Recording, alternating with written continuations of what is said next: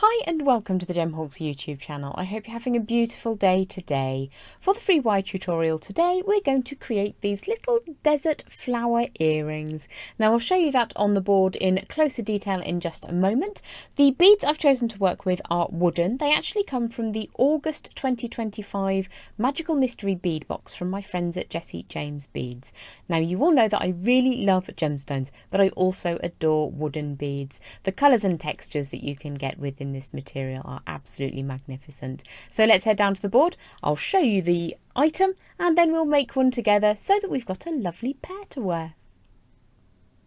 So here's the piece we're going to make together, the desert flower earring. So I'll just pop that up into the top corner after I've shown you around. So it's layered with different tones and I do love that stripy wood. I don't know if it's zebrano. I don't know a lot about wood, to be perfectly honest. I do know, however, that I really do love these wooden beads. Now this was the Saddle Up mix, which came in the August 2025 Magical Mystery Bead Box, which was entitled the Pony Express. I think these boots are particularly cute. The beads that I've chosen to work with today are a 20mm round wooden disc, so it's not terribly fat. So you could really use any disc bead that you fancied, but that's 20mm.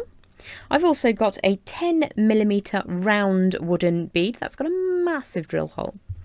And the star of today's show is this little carved wooden flower. Now in the mix, this came in a couple of different colours. Let me see if I can yoink one of the others from the pot. They're really adorable. I just liked how the light one looked against that slightly darker wood backdrop. I've also got an earring finding so that we can make the pair. It's a simple design today. We're using a single piece of wire. Now this is one of my favourite gauges. This is a 1mm or 18 gauge wire. And this is around about, it takes about 8 inches of wire. However, I'm at the end of a reel, so I've not cut it. And in that way, what I do cut off will still be a usable amount of wire. So you probably only need about 8 inches or so to make this work. And you'll obviously need 2 of everything, 2 of each bead type and 2 strands of wire. Now, because this is the very end of my reel of wire, I'm just going to give that a little bit of an extra warm through. It will have been quite tightly wound onto a reel for a period of time. I've had it a long old time because it was a huge reel of wire, and just to make sure that we get the best from our wire, we're going to warm that through really well today. Another thing that we can do is just make sure that that is neat and flush cut at the end that we're going to start on. And we're going to begin by popping the flower bead on. Now, not all beads are created equal. These beautiful wooden beads will work on my 1mm or 18 gauge wire. Now, you can choose whether you want to have the flower upright, like it is shown just here, or like I'm about to do, I'm going to use it sort of upside down. So whichever way works for you. Let me just pop that on correctly then. So I'm going to start with about 4 or 5 inches through at the top. And I'm going to actually try to do a mirror image to the other earring. When I'm making earrings, I tend to make them side by side. So when I demonstrate like this and I only have one in hand, I often forget to do this. But what we're going to do is grab in a pair of pliers and put a right angle up at the top.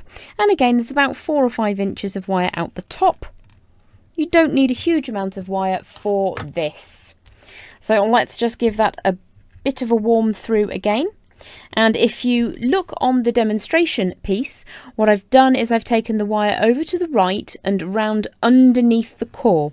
So in this instance, I'm going to take the wire around to the left and underneath the core. Just bring that all the way around to the edge of that wooden bead. Try not to allow it to go underneath or on top. We just want it to go all the way round the edge. You can make that a little bit more angular if you prefer, but I'm going to run with it as it is now. So I'm then just going to make sure that I'm happy with how that wire is coming out of the top. Looks good to me. Bring the tail all the way around and wrap it 3 times on the core. Now, when you start that first wrap, what the wire wants to do is to scooch around the back of that bead, and we don't want that to happen. So we're just going to make sure that we support this wire that's up the side when we start that second and third wrap. So all the way around for a third time and then off to the right, and in that way I'll make an equal and opposite symmetrical pair. So what we're going to do now is to make a little bit of a classic leaf. Now I make this in my vine work all the time, so you can check out my how to do vine work at any time that you fancy just making lots of floral or nature inspired designs in wire. But what we're going to do is just add some extra warmth just up here. Make sure that everything is looking good, and I'm going to pop my pliers over that tail of wire that's coming out, just about 4 or 5 millimeters, and push up and away. I'm then going to use my thumb just to create a little leaf shape, and I'm going to try and get it approximately the same size. I'm not going to lose sleep if they're slightly different sizes. The main thing for me is that they're equal and opposite, so I might just move that back a little bit. You can of course use your pliers should you need to. So I'm going to bring the wire back now so that it comes back towards across what is essentially the stem of the design. And then I'm going to bring that round again, trying to be mindful that it's vaguely similar to the first one. Now, in order for this to get nice and rounded, I'm just going to put some warmth into the wire just here, just where that last little curve is, and then I'm going to draw that tail around whilst supporting underneath. So what I'm looking to do is to get just a little bit of a curve inside that leaf shape, like so. So it comes back over that, and you can kind of match them a little bit better in that way. And I'm going to trim away, so there's still a useful 1.5 inches of wire just there, and I'm just going to give that a bit of a squish. Now on the first design I just popped that leaf onto a block and gave it a very light hammer, so I'm just going to do that so that they match. Obviously making sure that you don't squish any of your beads or any other parts of the wire. You don't have to do this. You can open and close your pliers on that form like this to give it a little strength. I quite like the look of how shiny it becomes when it's hammered. So I've got my very teeny tiny little toffee hammer.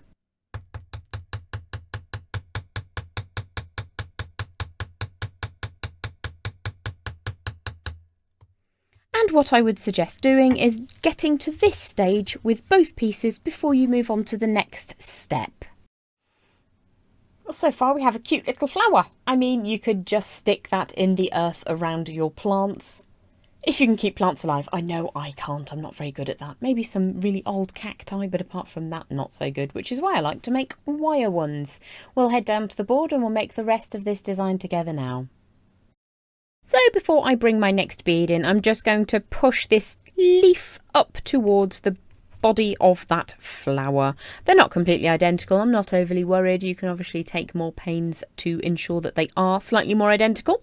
The next thing that we're going to do, and again I would urge you to do this side by side so you can get these exactly the same, is to put a bend in this strand of wire coming away. So I'm just going to allow about 3 to 4 millimeters beyond those triple coils beneath the flower, and I'm just going to make sure that that sits over the surface of my chosen disc bead. It absolutely does. It fits like a dream. So the next thing I'm going to do is to create a bend going up the back of the design. Now I again have allowed about 4 or 5 millimeters, but I've made quite a soft bend here. And as ever, I'm warming the wire as we go through the process. This will allow me to slide my bead down into position. As I said, not all beads are created equal, and some of them will take a little more coercion to get onto your wire. I did try this one yesterday and it fitted fine, so it's just a case of giving that a little bit of a push. These beads have been really good though, so I'm going to slide that all the way down and make sure that that flower sits over the surface. And at this point I can adjust to see whether I want to bring that wire slightly closer. And in order to do that, I'm just going to hold that sideways, pop my pliers across, just the tip of my bent chain nose pliers across that angle, give it a little bit of a squish, and I can bring that in much closer in one easy move.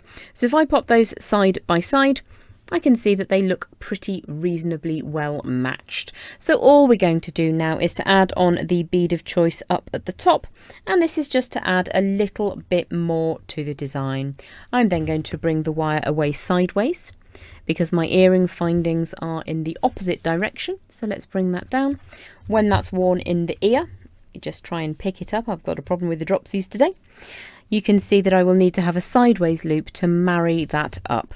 So I'm going to try and get the same kind of gap as I did on the first pair of earrings, and then I will grab in my faithful memory wire finishing pliers to create a lovely round form. So draw that wire all the way round, and it's just a case of getting a wrapped loop in at the top. I have been asked why I use these instead of my round nose pliers, and it's because I can get repeatable hole sizes when I'm creating wrapped loops at the top of my earrings. They're also really, really easy to use. So I'm just going to bring that tail of wire around, 2 and 3. Hopefully that will match up. That's a pretty decent match just for eyeballing it, and I've still got a usable piece of wire lengthwise just here. The only reason I cut them extra long was so that I wouldn't waste any wire, because it was right at the end of a reel. So I ended up using around about 8 inches of wire, certainly not more than that. In addition to using a raw copper as I have done today, you could use an antique bronze colourway, depends on the tones in your wood. All that remains to me now is to make sure that that cut end is nice and flush to that core wire. Let's get that nice and smooth, and then we're going to add in our chosen earring finding. Now sometimes your earring finding will have a loop going in the opposite direction, so it will be at 90 degrees. If that is the case, then you can simply use a jump ring if you've done it wrong. When you're opening an earring finding, they don't like to be opened a huge number of times. They're quite often an iron base with a metal plate. So what we're going to do is just open and close that as few times as possible. You can usually get 1 or 2 goes before it starts being a little bit sad. So let's just pop these down on the board and see how well they match. Well, I have really enjoyed making those desert flowers, and again, this was from the Pony Express, which was the August 2025 Magical Mystery Bead Box at Jessie James Beads, and those were from the Saddle Up bead mix. You could, however, use any 20mm disc bead.